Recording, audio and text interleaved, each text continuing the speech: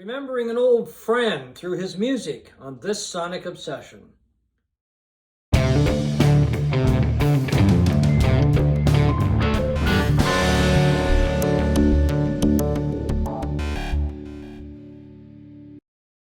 Hi folks, I'm Steve McLeod and there is John Whidden. That's a little different than we usually start. Yeah, I usually start it. Yeah, Okay. but this is I'm tired, so you go ahead. But this is a different episode this week. Yeah, We're going to talk about a friend of mine who died back in the fall. Derrick Toth was his name. And nobody knew that he had died. His friends, colleagues, former workers, that sort of thing. So it was a bit of a shock when I got an email out of the blue from the executor of his will. And she told me that Derrick died in the fall and that he named me in his will. And he willed me his entire music collection, which just blew me away. and what a collection it is. Yeah, although John doesn't even know what's in it, really. No, I know the amount of it, Yeah. and it's huge. So he willed several hundred pieces of vinyl, CDs, box sets, his entire music collection, and he had incredible taste in music. I'll just backtrack a bit. Derrick was a guy I worked with for 27 years at the Canadian Press News Agency. He was an editor there, and we became friends. We bonded through our mutual love of music, much the same way that John and I have.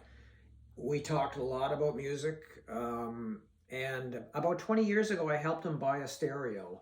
I can't even remember what he was listening to music on, but I don't think it was anything that he was happy with. So we went shopping a number of times, looking at stuff, the stereo stores in the Halifax area and that sort of thing. And he ended up buying a Sim Audio CD player, receiver, and Focal JM Lab speakers. So it was a very, very nice system. Yeah. And he went crazy buying CDs and all of this stuff. He didn't want a turntable. So I never really knew how much in the way of vinyl that he had. I never heard him really talk about his vinyl and all of that. So I was quite surprised when I went to his place and to look at all of this stuff, and he probably had 500 vinyl records and that sort of thing. Now, his taste was incredible. He had a wide ranging musical tastes in rock music, jazz, blues, country. He loved prog music. Well, you told me that he really liked funk. Very much so. He was Funk and soul, I guess. Yeah, we're not going to talk about his funk collection today. We're going to try and do this maybe in 2, if not 3 parts. Yeah. But Derrick, what interestingly enough, was a DJ when he was going to university in Southern Ontario, and once DJ'd at a black club in Buffalo. So he had a real love for soul, R&B, and heavy funk. And his music collection reflects that. But we'll get back into that at another time. But I don't know if people remember a couple of episodes we did when I inherited or adopted my brother's record collection after he ran into health problems and ended up in a full care home and could no longer appreciate these hundreds of albums he had. And we did 2 shows where it was kind of like we did categories of stuff, like the best this, that, and the other thing. Yeah. And I would show some of that. So we're going to do that today with Derrick's record collection. I was extremely touched when he, bequeathed all of this stuff to me. And I will do it justice for sure. Yeah, and I'm aware of some of the CDs and some of the albums because I've looked at some of them, but for the most part, I'm kind of in the dark. So this is a bit of a opening up this wealth of music for the first time for me as well, or much of it anyway. So I'm kind of intrigued as to see what Steve has put aside. I knew Derrick. I mean, I talked to him a couple times on the phone. Yeah. Because I was in the radio business for years, and then I was in communications with the government. I knew him. You'd see him around Halifax, because Halifax, in many respects, is not it's a small town. You keep running into the same people. I remember seeing him at Sam's and other record stores and stuff over the years. So, Yeah. And I knew he was a big music fan. Yeah. So, anyway. Okay, so here goes with the first batch today. The most pleasant surprise for me so far. And it is, oddly enough, one of many prog records in his collection. What is this? Remember the Future by Nectar. Well, you were talking about buying that recently, because they just did a record store day issue. Yeah, they did. They did a record store day in their most recent record store day issue of that reissue of that record, and I really was interested in buying it because I like prog, but they were charging $59 Canadian for a single LP, and I thought there's just no way I'm going to do that. So I was a little disappointed, and then one of the first albums I found in his collection was this album. Yeah. Came out in 1973 by Nectar. German band, wasn't it? Well, German? People make that mistake all the time. Oh, They were okay. actually British, Oh, but they were all British band. But they formed this band in Germany, oh, okay. In So quasi-German. yeah. quasi-German, in 1969. And they used the German spelling of Nectar, actually with a K instead of a C. And anyway, I was thrilled to find it. It's in, like all of Derrick's records are incredibly clean looking albums. Wow. I mean, and this is new for me, folks. Yeah, I'm not going to as well. hold it up to the. Was it ever played? Oh, it was, but Not much. and most of his records are like that, you know, and you know, our wheelhouse for music, John. Oh Jesus, I got so much stuff here I can't even hold on to it anymore. John and I's wheelhouse, of course, is the 60s and 70s, and as any collector knows, it's very hard to find clean copies of much of that music. Yeah, unless it's reissued or something, yeah. And I think for the fact that he did not have a turntable that I was aware of for probably since maybe the 60s and 70s, this stuff wasn't played for decades, a few decades. And it's on the Passport label, really cool looking label. Yeah, they were an interesting band. This was their most commercially accessible album, their most successful album. They hung around till about 1978, and then they disbanded. And then they've come back in various iterations since then for, you know, there's a lot of these bands play these prog festivals and stuff. Yeah. Now. And anyway, so there you are. Remember the Future. Beautiful Nectar. cover, too. It is a beautiful. I mean, that's just... It's, you know, psychedelic. It's acid very drenched kind of colorful music. Yeah. My next one is the best of British folk so far, and it is. Sorry, this is going to be a nightmare to manhandle all this stuff. Oh, Sandy Denny's Who Knows Where the Time Goes. It is 4 vinyl records of the best of Sandy Denny, demos, live stuff, her work as a solo artist, and of course with Fairport Convention. Fairport. And again, look at this record. I know. It's pristine, isn't it? Really? Pretty I mean, much, you know. yeah. And I played the first one last night, and it sounded incredible. And So that would have solo, Fairport, Fotheringay. yeah, That's pretty well it, I guess, for the most part. I mean, Sandy Denny didn't live all that long, did No. she? And so it's sort of an overview. It came with this booklet with all the information. I've heard of that, but I didn't realize it was, how many? 4 albums? 4 I didn't albums. realize that it was 4 albums. I thought it was like 1 or 2, Yeah, maybe. no, a 4 record set, including her greatest released and unreleased recordings, live performances, outtakes, and demos, 1966 to 1977. I've got a live album that she did, and it's very good. It came out, I believe it was a record store day thing a few years ago. Yeah. Okay, that was the best of British folk. The next category is the most music from a guitar god. Any guesses as to who that guitar god would be? Oh, I'm going to say Jeff Beck. Why? Because that's your answer for every guitar god. Well, that's because he's the best. It is Richard Thompson. Oh, another guitar god, okay, British guitar god. Yes, British guitar god. in addition to him being all over the Sandy Denny album, Yeah. there are a couple of Fairport Convention. Where is it? Gladys's Leap. Yeah. Richard Thompson's Hand of Kindness solo. And Amnesia. Great album. Well, all Richard Thompson albums are great. Yeah, I particularly like his period with Richard and with Linda Thompson, his wife at the time. So he has 3 box sets. Here's Richard Thompson featuring Linda Thompson live at the BBC. 3 CDs and 1 DVD box set. What did this come out on? BBC. So it's BBC tapes. RT, The Life and Music of Richard Thompson, which I'm not really that familiar with. I'm not familiar with that box set, no. 5 CDs, over 90 tracks, and you have this one. That is a tremendous box set, one of the best box sets I've got. Walking on a Wire, 1968 to 2009. So obviously he loved folk music, and he loved a lot of British folk music in particular.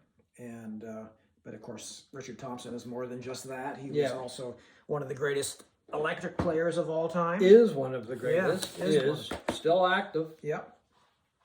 Okay, my next category is the best folk albums by a Canadian. And this one might give me a hernia here.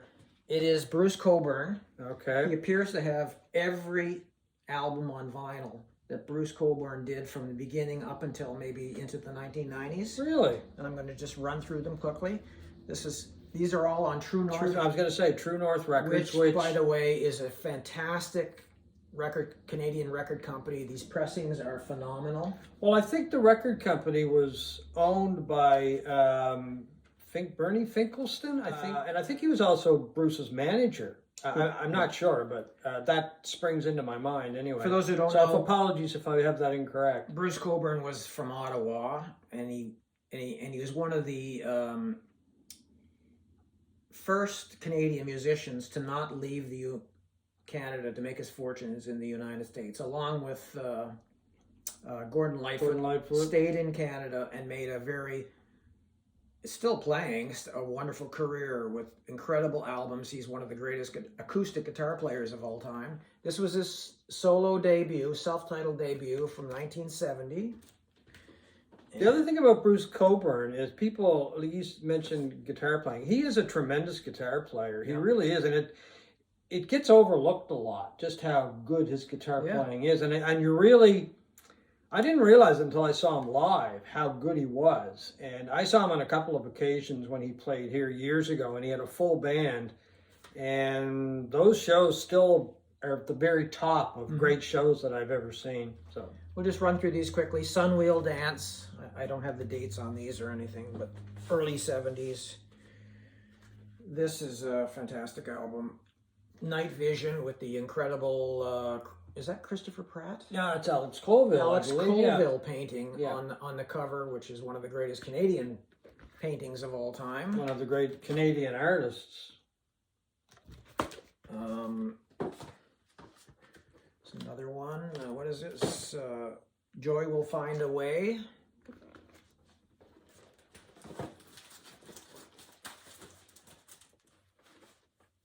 Circles in the Sun, which I believe is a live album, isn't it? I'm not sure. Live album. In the Falling Dark.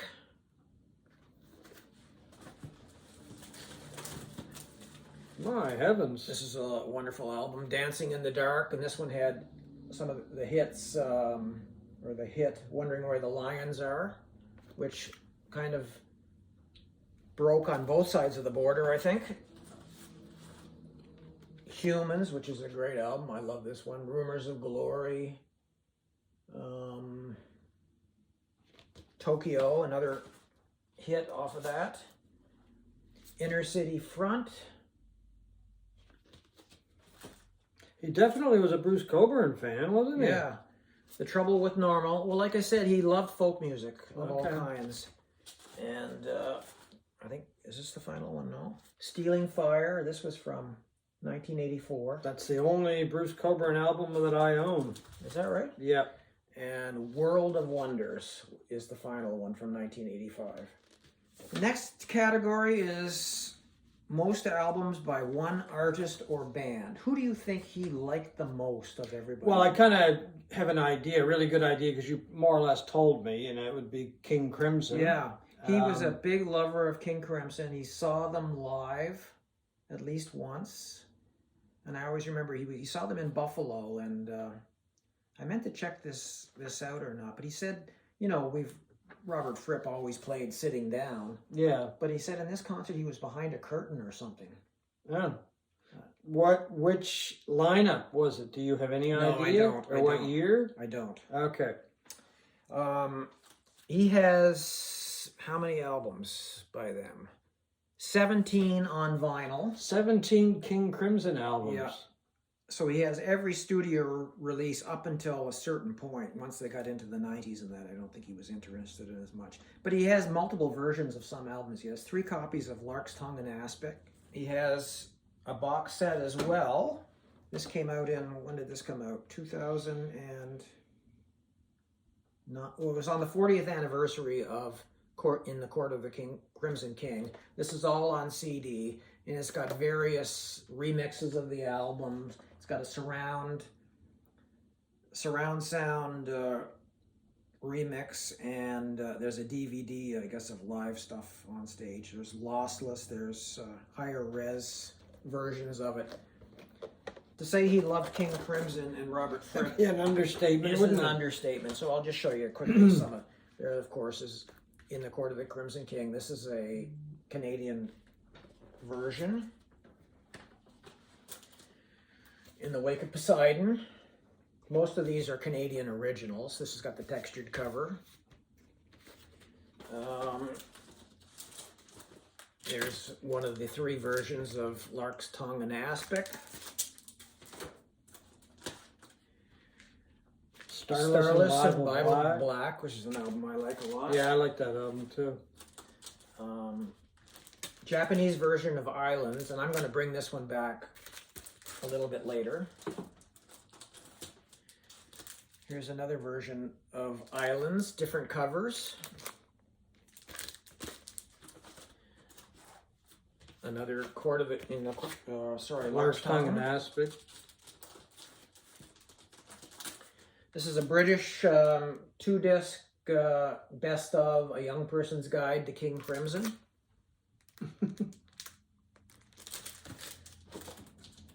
That's Robert Fripp's sense of humor. What's the title? USA.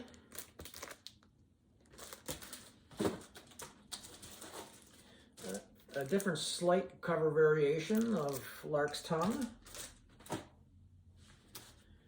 Another version of In the Wake of Poseidon. This is obviously a repress because it doesn't have the textured cover. Starless and Bible Black. Another version of Starless and Bible Black. I wonder why he has multiple copies of I some don't know. of I have these. no idea. Discipline? Discipline, I think, is the last one. Yeah. Which was what? 1981. That was the Adrian Belew era, wasn't it? The beginning of Discipline? Another version of Starless and Bible Black. And a lizard. And then Red. Oh, I thought it was done, but I'm not.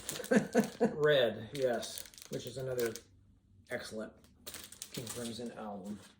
I think that is it. That is it. Okay. When are you ever going to get a chance to listen to all of those? Well, we're going to try. Okay. Okay, the best one-off album by a Canadian.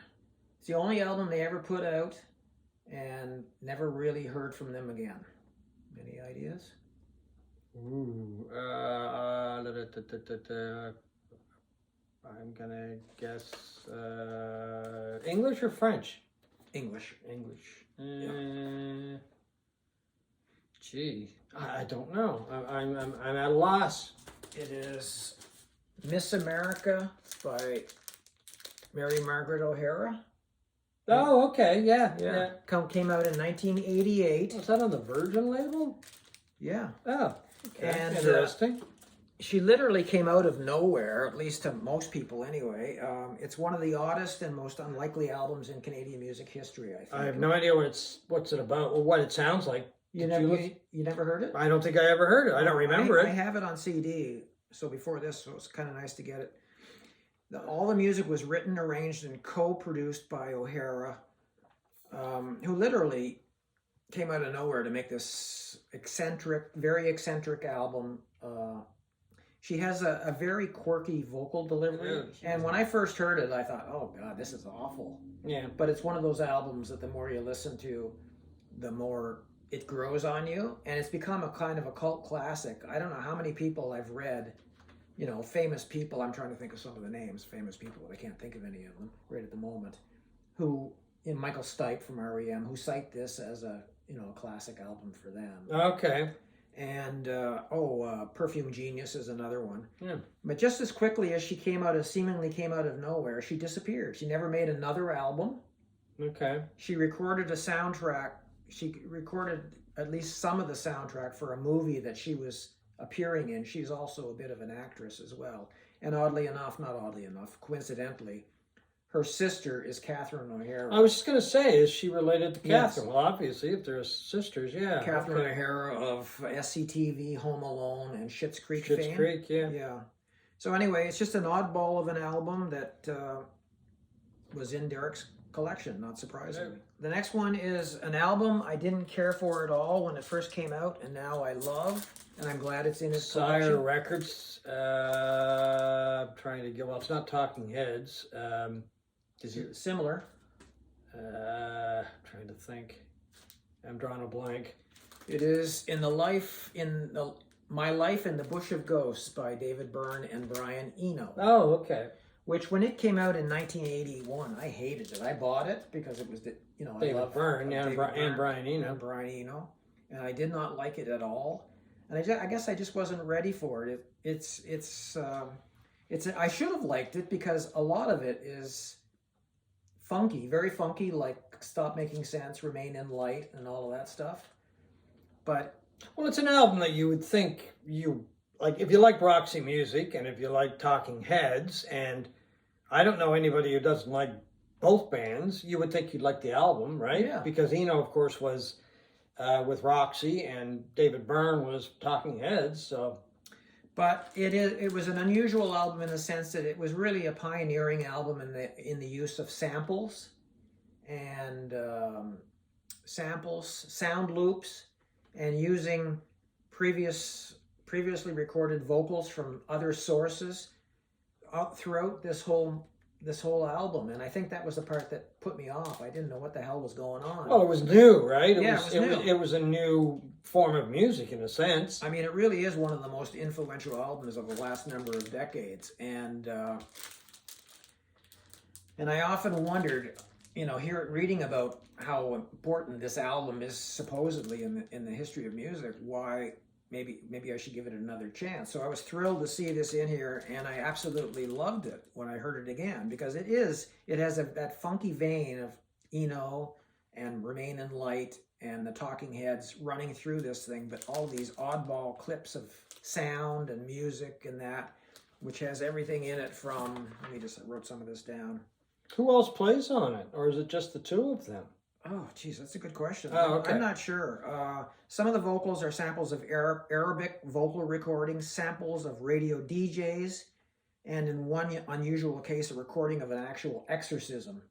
Ooh, okay. The first song of the album, Koran, was removed from later pressings of this album after the British Muslim Council complained that it was blasphemous because it contains recordings of people reciting the Koran. Oh, okay. But this one has that song, and anyway, I don't think I was ready for it at the time, but it's right up my alley. Well, that's interesting because sometimes I'm that way. I'll listen to an album that came out, 10, 20, 30 years ago. I listened to it back then. I had no time for it.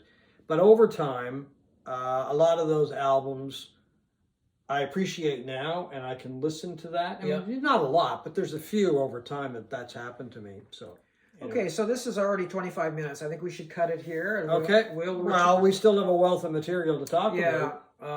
Anyway, thank you, Derrick, for your great taste in music and for thinking of me in your will, and I will take good care of this stuff.